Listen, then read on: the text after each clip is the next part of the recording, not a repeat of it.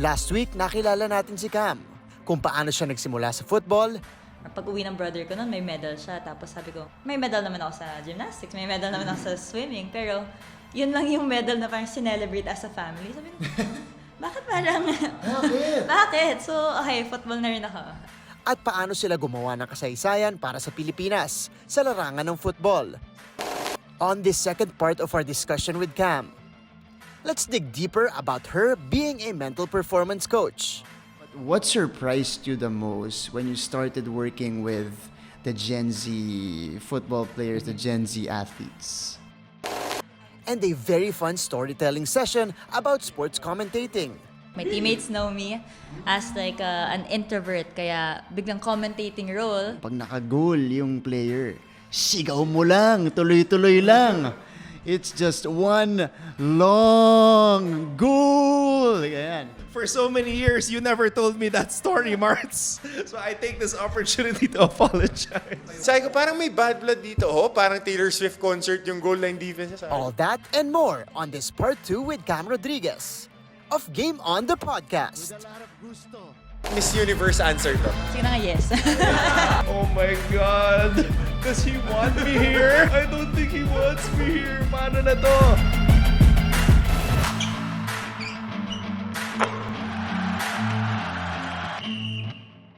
I think you went back to Ateneo, right?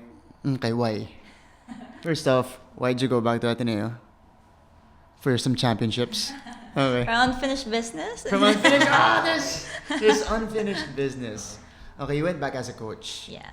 Okay, But assistant. as a mental performance Mental coach. performance coach. So, it was a chance encounter. It was at the start of the year when I was exploring more roles beyond football, beyond playing, and I bumped into my old coach, Coach Bob, and he has been my coach since I was grade school, high school. Kilala niya talaga ako, and he's still currently the coach now. Tapos sabi niya, anong ginagawa mo ngayon? Sabi ko, actually coach, gusto ko mag-sports psych. Naglalaro pa rin ako, pero parang gusto ko na mag-career. Sabi niya, gusto mong tapos, hindi pala siya yung ako pala nagparinig as a bold, shooting my shot. Baka kailangan sa women's team. Sabi niya, sige. And then, easy as that.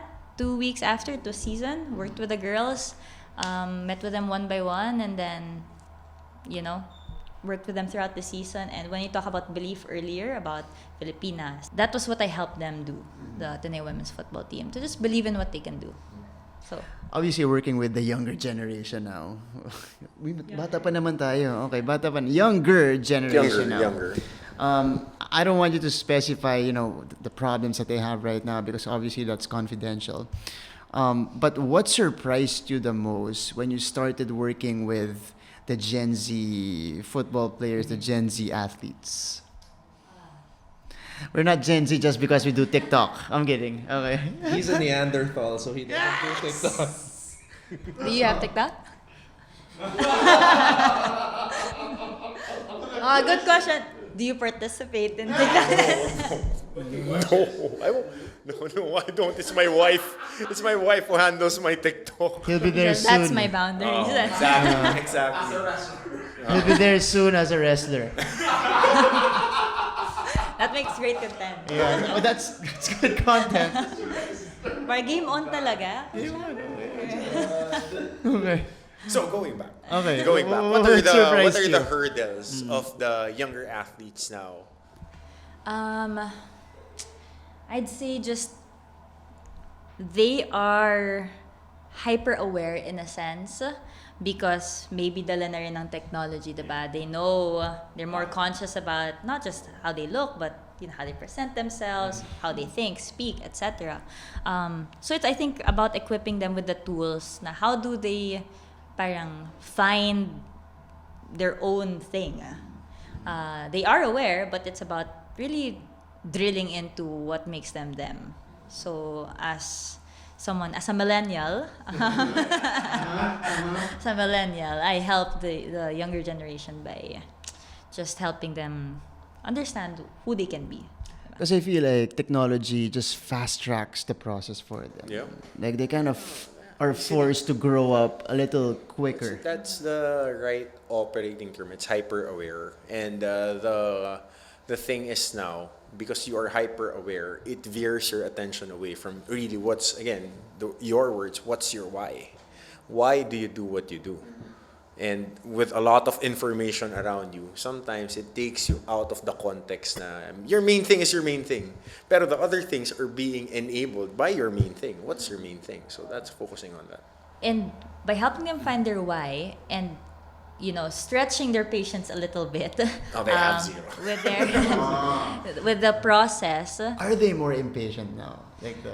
I wouldn't say impatient, but instant gratification. Miss Universe answer to.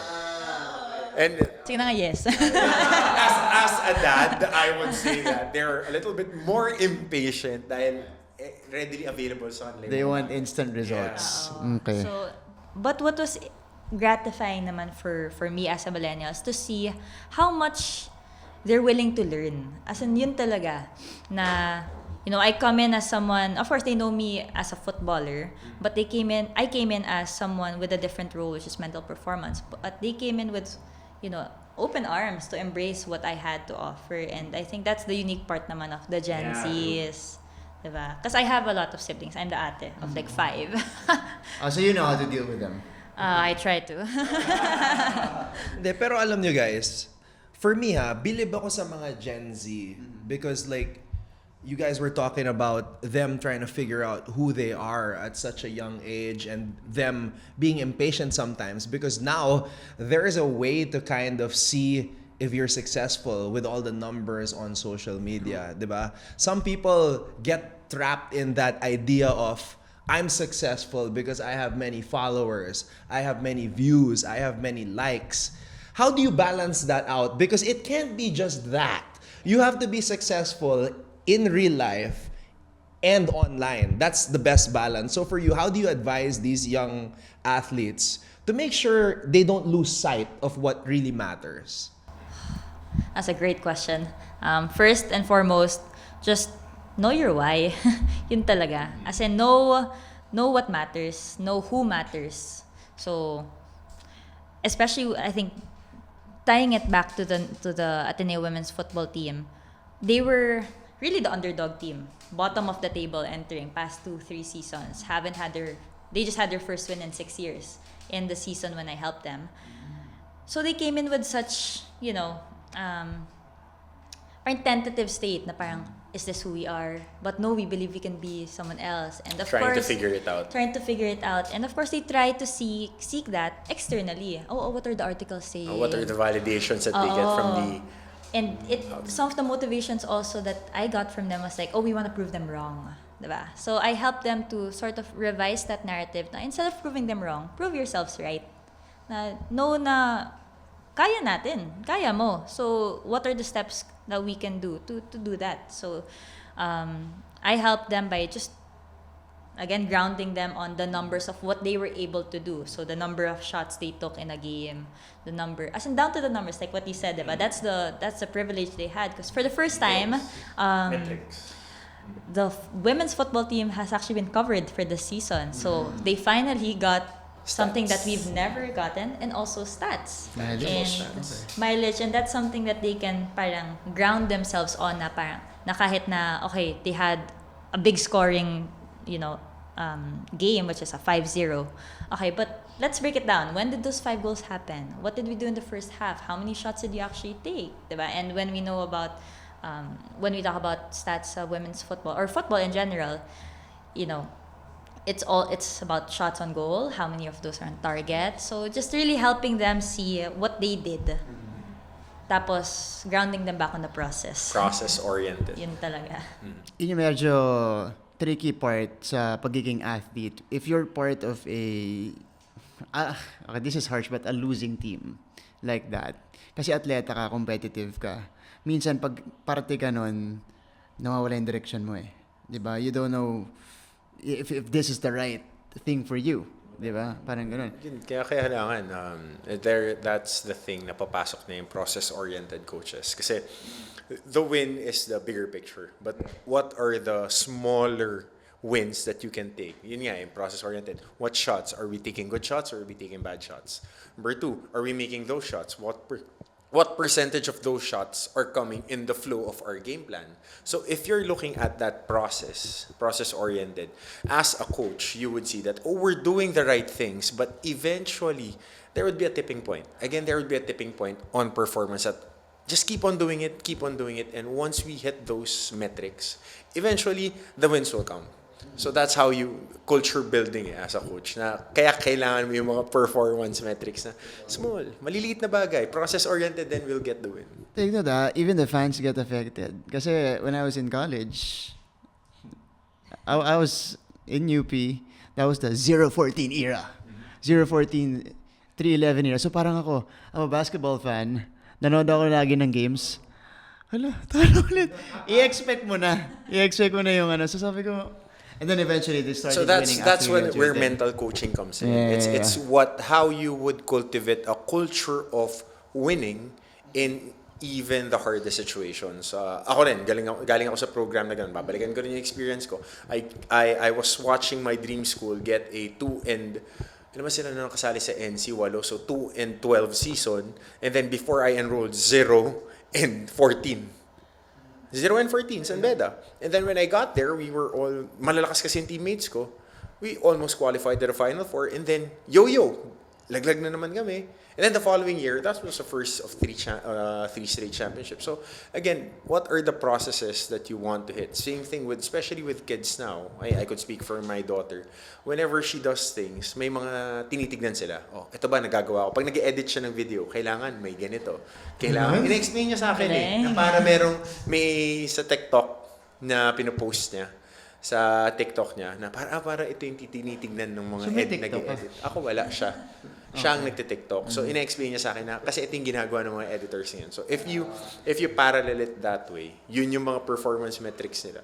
Yun din yung sa sports. And honestly, it makes it more fulfilling when you actually hit those goals. So the Ateneo women's football team, I could proudly say that they came out as winners in the previous season because they now, from 5th place, went to 4th place. And to any other people, it'd be like, hindi, bottom pa rin. It's a But big, they know. big jump. It's a big They jump know when it that comes they to their earned that. performance. All right. I think now we can talk about your new career as a sports analyst and commentator. So, how long have you been in the business? Because now you are in the business. So very young, 2 months. So very, 2 months? very How's new. it been so far? Very fun. Lots of learning from myself, but also from fellow commentators. So Now, the question. I'm itching to ask this question. Do you have any horror stories about like working with certain commentators? No name dropping. Don't worry. No name dropping. It's a situation. Honestly, akala ko ang tanong, yung personal sa kanya, horror stories, nagkamali ako ng ganito. Hindi, horror stories, nung part, yung working with another. Hey, that happens though, but like anything in general. Gusto ka pa po mag-commentating? More on for myself eh. Kasi what's interesting is that since I'm so new, I have to learn on the spot with like different partners. So iba yung dynamics talaga, depends on who you're with. But definitely the big learning one was very recent. It was pouring in Rizal Memorial Stadium, and we were just describing the weather, right? And Jing was my co-anchor then, and he was asking me, how's it like playing in this field in this kind of weather? And I said, you know what, Jing, it can be difficult because the pitch can be so slippy. And it's so slippy when I was like, something's wrong. Once I said slippy, sabi ko, parang mali yun. Wait lang. And I couldn't like recall the name, the word after, and I wanted to say slippery, but I couldn't. But Jing, being the veteran himself, gives me like calls back that name, and he was describing, yes, and in this weathery, like slippy weather. And then he just tries to, I know he was trying to give me some flack, but also, made me feel a bit comfortable. But definitely after the game, the marketing producer called me out on it. He's like, so slippy, huh? But we laughed about it. I mean, look, that happens a lot sometimes because we're in the moment and so many things are happening. the pressure gets to us then, admittedly. And we say things that we don't want to say. You don't get pressured, bro. No, I do, bro. This dude. Okay. How long have you been in the industry? Since 2009. I have a horror story for you. Okay, let's hear it. Yeah. Okay, and I'm sharing this because again, like I said earlier, I'm a football casual. But then sometimes we are in situations where our producers will tell us, "Hey, can you try to study this sport so you can cover it?" So one time I was asked to cover the Azkals. And I said, I don't think I'm qualified for that. Let the greats do it. The Bob Guerreros, the Jing Hamlangs, the Mariel Benitezes. Diba? Sila yung qualified. Why me? So I said, siguro UAAP, kaya ko yan. But let me write first. So I wrote for 2 seasons. Now, when I was writing, pupunta ako dun sa Ateneo. So I was on the pitch. I was waiting for interviews, and Bob G, shout out Bob Guerrero, he was there. So he sees me and he knows I only cover basketball and boxing and volleyball, and he's like, what brings you here? And I'm like, oh my God, does he want me here? I don't think he wants me here. Paano na to? Bob G, good guy. Yeah, good but- guy. but Bob you G, know- good guy. So he used to write for the Yes, website, yes. right? And Okay, Bob okay. is the football guy. So, yun yung pressure sa akin na how can I belong? So I said, you know what, I'm gonna do the work. Magbababad ako dito. I'll get to know the coaches. I'll interview Hans Smith. I'll interview Anton Gonzalez kahit sobrang init. So for 2 years, I did that. Eventually, I became part of the broadcast team. Guess what? Si Bob was handing me notes while I was commentating. Oh, this player is like this. Yun. And then he would give me advice. So I don't know if he's been doing that for you. Well, I commentated alongside him for one of like the exhibition games probably 2 weeks ago, and he was like, okay, you handle all the technical side, ako bahala sa pag-research ng players. Ang galing! And these are players in the U19 level that, there isn't a lot of information Yeah, about tough to them get yet. info. Yeah. But he was able to do it, where they're from, what team they play. So, that's what you get when you when you commentate and work alongside people who has been in the industry. Parang sila talaga yung taga-guide. So, I'm just happily following along like, yes, tell me what to do. You worked with Bob, right? Yeah, Bob G, cool guy. But for baseball. Si Mark. For baseball. Avid working. Baseball. Bob, what brings you here?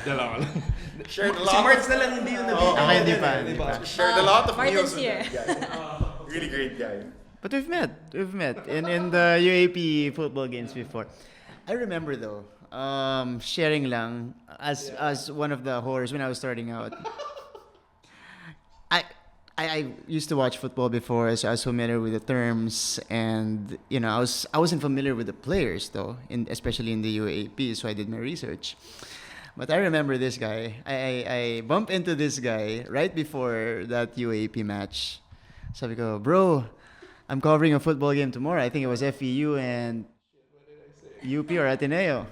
Sabi niya, bro, sabi sa akin ni Bob G, pag naka-goal yung player, sigaw mo lang, tuloy-tuloy lang. It's just one long goal. Yan. The exact words, shout the name of the shooter. Yan. Shout the Yun. name. Shout the name of the shooter. Bob G told me. Sabi ko, Bob, you have any advice for me? Shout the name of the shooter. Ganun. And I researched, paano mag-commentate si Bob G? Okay, ganito siya. Grabe extended play si Bob. Nakalimutan ko kasi as one of the FEU players scored. And I screamed like, woo! As in like for 5 seconds. After that game, the producer, Ate Ada, talked to me. Halatang first time mo mag-commentate ng football. Sabi ko, sorry po, yun yung sinabi sa akin ni Anton, sinasabi nila Bob G. Okay lang, bro. Okay lang. I would like to reiterate na nanggaling kay Bob. Ay, galing sa kanya. He's passing down wisdom to me. So I guess it stops with Cam. It stops with... Buti wala pala akong ganung horror story kay Bob G. Ako meron ako fun story. Brother, I will take this opportunity to apologize. Public apology pala. For so many years, you never told me that story, Marts. So I take this opportunity to apologize. Puro kayo horror story. Okay, I had a fun story. I did, I think, one game, football game. Palarong pang bansa. Eh ako, nanonood na ako. I think I know this. Nanonood na ako ng football for fun. I mean, yung Champions League, just kasi nagbe-bet yung best friend ko. So pinanonood na ako. Nood tayo nito, okay.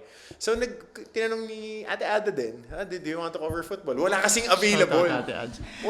Walang available. So sabi ko, okay, sige. Since I watch it, ang kasama ko si Kuya TJ Manotok. Napasok namin yung Taylor Swift concert sa goal line defense. Kaya ako sobra kayo.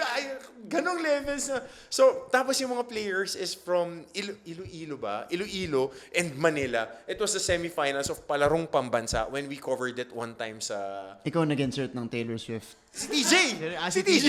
TJ, nagulat ako. Oo, tas sinabayan mo. Sabi mo, may bad blood. Oo. Medyo may bad blood dito sa game na to. Oo nga, parang Taylor Swift concert.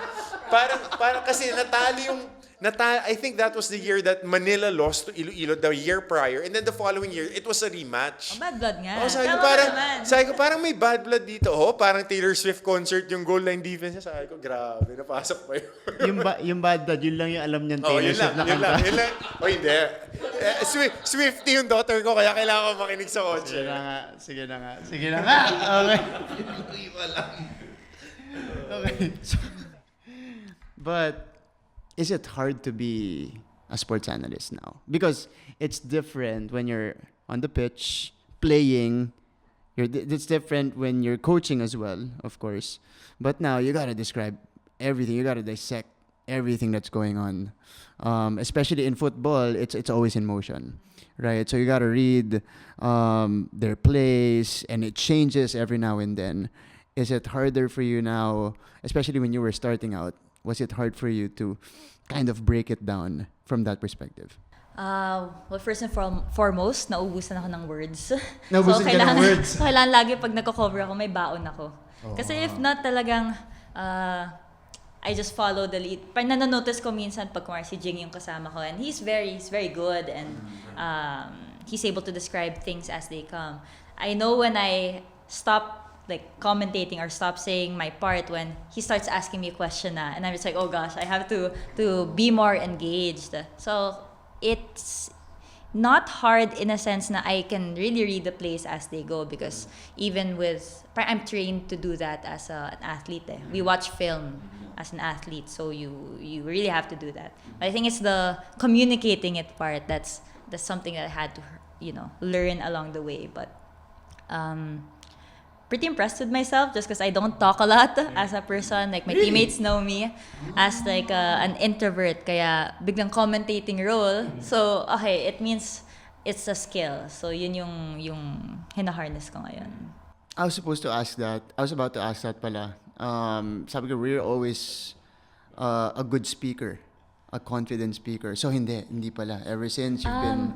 I do speaking, gigs. I recently was a host, but it's different when you're speaking for 2 hours straight.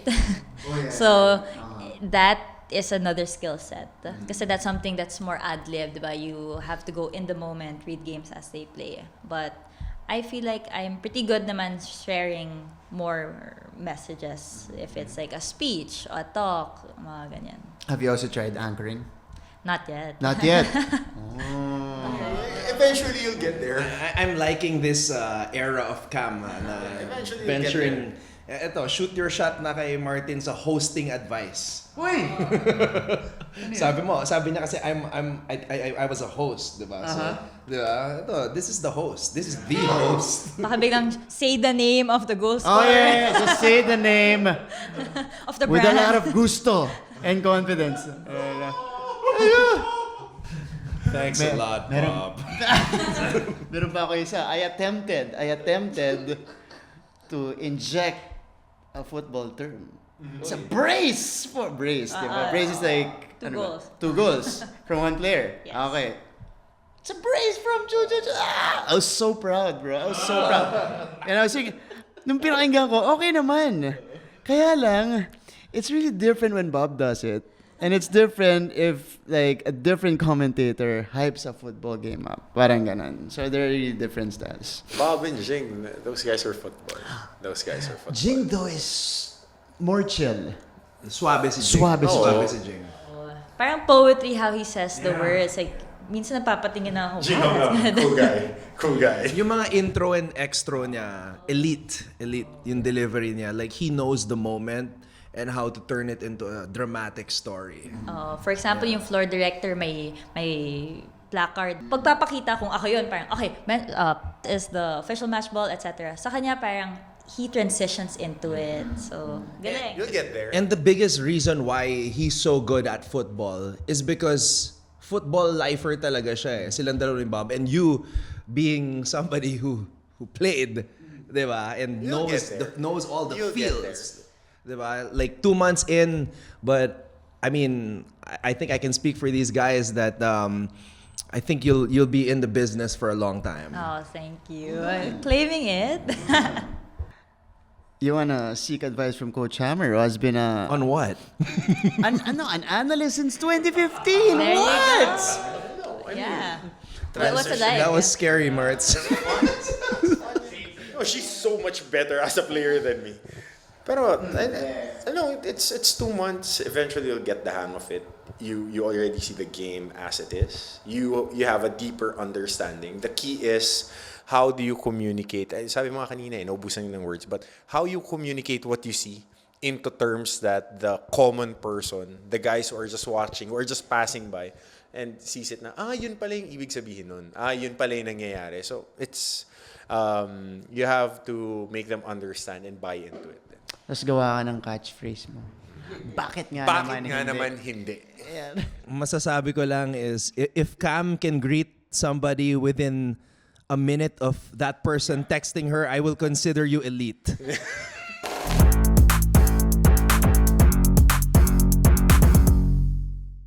We'll go to our favorite segment. Favorite because it's also called the favorite of all time or FOATS. It's float without an L because it's a winner. Favorite of all time. Who is your favorite football player? Men's side first. Men's side. Can we start with women's? Sige, women's That's easier side. to answer. Okay. Aitana Bonmati.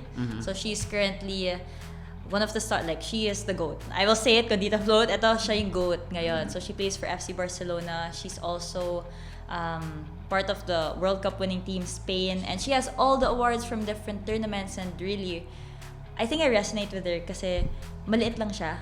Hindi siya, di ba, when you think about football players, you think very physical, very physique. I mean, she also is very, well built as a football player. But when you look at her, she looks very unassuming. So she's able to parang let her work and her performance do the speaking. That's, very relatable as a person.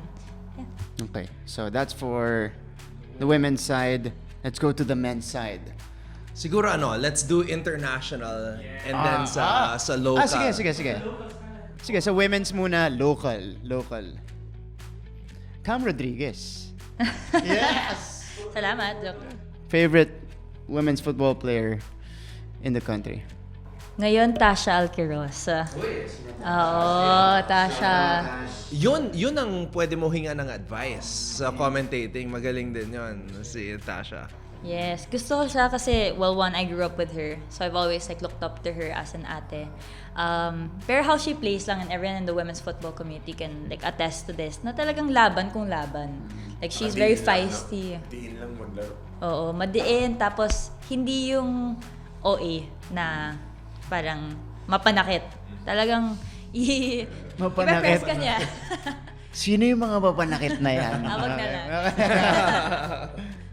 But hard worker, very physical, very aggressive, and knows na pag naglalaro siya, may laban talaga. Mhm. Okay. Men's side. International. International. Of course, Messi. I'm Messi. Not So, Cristiano. People usually expect me to say Ronaldo kasi they call me CR7 also because of my initial. Yeah. So because my jersey number 7, C, Camille Rodriguez. Super props to his work ethic. But I respect him. But Messi to me, ang galing lang talaga ng evolvement. His story of evolving from, who he is and then now taking on a different role and still being efficient, diba? He is, towards his prime and then... Sa Inter Miami siya ngayon. Just getting paid. Oh, very much. Get paid when you get older. Yeah, Messi. So local is interesting because during that era when the Azcals were first getting hyped up, captain si Ali Borromeo. Ngayon, iba na si Ali, Iceman na eh. Then Neil Etheridge, you have the Young Husbands, you have Shraki. So, for you, and then Harvey kayo, so di ba later on? Si Harvey. Angel Guerrero. Okay, go. Sino ba? Hindi na siya naglalaro eh. So, siguro... Sino? Si Anto Gonzalez. Anton. Quote yun. Alam, share ko lang alam mo bang I was in second year college. He was my PE teacher in basketball. Internship? Hindi. PE talaga. PE. Hirma ako ng PE doon, di ba? Tapos, siya, basab ko, Coach, ba't... Nakatawa siya mag-shoot, oh. Galing, nakaka-shoot. Sabi ko, okay si Coach. Nag-basketball. Go ahead. Sir. Chiefy Caligdong. Chiefy. Talaga. Captain. Talaga. Galing. Legend, man. Legend. I think before, he's the second parang top scorer as it stands sa Azcals and the Philippine men's national football team now as they are called. Pero idol ko siya kasi parang isa siya sa mga talagang homegrown na really stood his ground and performed even during that time with the men's team when they had a lot of foreign based players. So just for what he stands for, and I know now he's still coaching and he's able to pass on his knowledge naman to the youth. So galing. OG. Chiefy.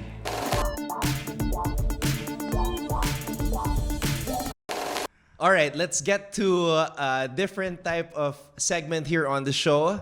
Nag-trending to a couple of months ago. I don't know, it's still maybe trending a little bit. This is the OA and Nonchalant segment. So, simple lang, Cam. We're going to tell you or name a certain topic and just tell us if you're OA or nonchalant about it. All right, let's do it. Anime. Nonchalant. Arts and crafts. OA. OA. Wow. Okay. Board games. Nonchalant. Nonchalant. Okay. Ito, most people are OA about this. Coffee. Nonchalant. Oh! Hot topic. Sorry, hot take. What? I'm good with the 3-in-1. Ooh. But welcome very good coffee. So I'm either or. But you're a coffee person. I can be. Okay. So that's not an On answer of someone who's on the right, OA. with the right company. Okay. Concerts. OA. OA. Well, Now. Now. I want to explore. Mas enjoy yung buhay. what was the last concert you went to? Snow Allegra. Yung mga matandanda. Parang may lumabas na. Sige. Okay. Sige. Cam, sabihin mo ulit. Sino ulit yan? Snow Allegra. Nonchalant. Okay. Don't worry, Try to buddy, get I'm into it. also my mind is not registering. Sorry. Grabe, ang tanda na namin. Okay. Ako no comment ako dun. No comment. Okay. Okay. Cooking. Nonchalant. Nonchalant. You cook? I cook, but it's more for fuel kasi. Parang very athlete. Hindi ko pa na pupuntahan yung parang I enjoy it, I'll whip it up, but I'll do it because I want to as an athlete. Yeah, I eat right. How do you feel about horror movies? If I have to, I will. But So you don't like them? Okay, I don't like them either. Nonchalant. Karaoke. OA. Okay. Yes, oo. Favorite karaoke song? Meron Go na. to karaoke Siyempre song. Filipino, so 1,000 Miles. By Vanessa Carlton. Alam niyo naman yan. Ang alam ko, 1,000 Miles by Terry Crews eh. Exactly. How did you know that is my jam? Yeah. Natural Spencer. Hold He's on. OA about Sino it. favorite He's OA. actor na to? Hold on. Do you sing? I try to. But no. I'm not as good as any other Can we Filipino. hear a few bars? Oh, it's alright. Baka ma-discover ako, wag na lang. Gusto ko pang We're sports in casting. GMA. Okay. We're in GMA. Yeah. Okay. Museums. Oh, I love. Oh, yeah. Oh, Listen, I eh. love museums. Yeah. What was the last museum you went to? Natural history one. The one in Manila. Manila. Yes, the one with the indoor tree. So I really should go there. Very nice. The best one that you visited. Because it's free. museum. Shucks. You're asking that question like you go to museums. He wants records. I want to find out, but maybe if I would go. The day I see you at a museum, Hammer, is the day I become an astronaut. My friend, I just don't post my business on the social media. Cultured There Hammer. are some things that you don't know that I actually do. Yeah, probably the only time you're not wearing all black is when you're No, at a actually, I'm wearing museum. all- Okay, so where's the best museum that you visited? A couple. So there's one CCCC Museum in Valencia, Spain. So it's a contemporary art museum. So you Super do love cool. art. Yes. There's another one in Belgium that I visited last November. Para siyang, it was remade. It used to be a factory, and they made it into a museum. And then they hosted John Paul Pierre, like artist, and he just parang doodle siya, but very elevated. And yeah, I can forward the link to you after in case you want to visit. Sa inyo na rin. Yeah. Yeah. And of course, our local ones, the Natural History Museum and I'd be more surprised if he travels to Spain and visits that museum. To just visit a museum. Yeah. That's the, yun ang no. Doon ako magugulat. There was a nearby gym. Yeah. Okay. Cam, road trips. oh, yeah. OA. Best, sige, una muna, longest road trip you've taken. Did I drive or did I? Just Was I participated in. That you've been a part of. All the way up to Sagada. So we took the scenic route. I think it was like 13 hours. So we went through Banawe, made the stopover sa Rice Terraces, and then finally up to Sagada, and it was so nice. That's how many hours? 13. 13. One way. One way. And we My were, goodness. oh my gosh, we rented out a van, and the driver was very risky, to say the words. And when you're in Banawe, minsan single roads lang yun. Tapos, humaharurot. So, minsan, ginawa ko na lang, natulog na lang ako. Sabi ko, Lord, kung ito na talaga yun. At least tulog ako. Mag-World Cup ka ba daw? Oo, tama. That was before the World Cup. Ito na yun. It was ina-accept mo na ganda naman yung ginawa ko. Marami na naman ako na-achieve sa buhay ko. Maganda yung view going here. Sige. I think I'm ready to get reincarnated. Okay. So that was that also the best road trip that you've... It No, was- syempre hindi. Kasi because of the driver. Yeah. The near-death Pero maganda yung experience. Sagada. Maganda yung Sagada. Recommend. Destination-wise. Okay. Ganun. Okay, I feel like the Gen Z, I'm shocked at how they can afford all these things, but how do you feel about shopping? I'm a window shopper. Oh, that's a millennial in me.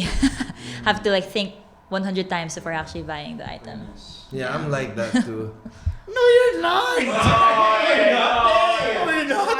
I am. Stop it. Stop it. I am. Come on, man. I think about it. Sorry, it's 5v1. Hey. You just played yourself. You just pulled the trigger every time. No. How many Jordans do you have, bro? Excuse me, Marts. You're the guy who's wearing the trendy shoes right now. It's trendy. I have a few trendy shoes.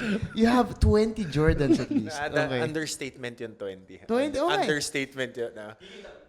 2 pairs Oh, per, by the way. One to rock, one to stop. Last one. What do you think about spas? Yeah, okay. Spa. You gotta relax as athletes. So Okay, thank you so much to Cam Rodriguez for sharing us your story right here on the pod. I mean, we talked about different topics today, from her football story to the mental performance coaching to the broadcast side of football, and of course all about sports commentary as well. Thank you so much, Cam. Yes, sir. And Also, thank you to our fans, to our fans talaga, to our... Kala ko, sisigaw ka, Rodriguez! Thank you to our listeners and of course our audience who watch us from or on YouTube and on Facebook. Thank you so much. Keep liking, sharing, and commenting. One day we might do shoutouts here on the show. You never know. You know what, Marts? That's a good idea. Shout outs on the show. That's why we'd like to encourage everybody to comment, like, and subscribe GMA Sports PH on YouTube. And you can listen to us wherever you go. If you're on the go, check it out on Spotify. Tap in as well. My name is Anton Rojas. And of course, also support the other podcasts of GMA. You can find it on GMA News, GMA Sports PH, on Spotify, and on Apple. I am Coach Hammer Martin Antonio. And this has been Martin Javier saying thank you for watching. Game on the podcast!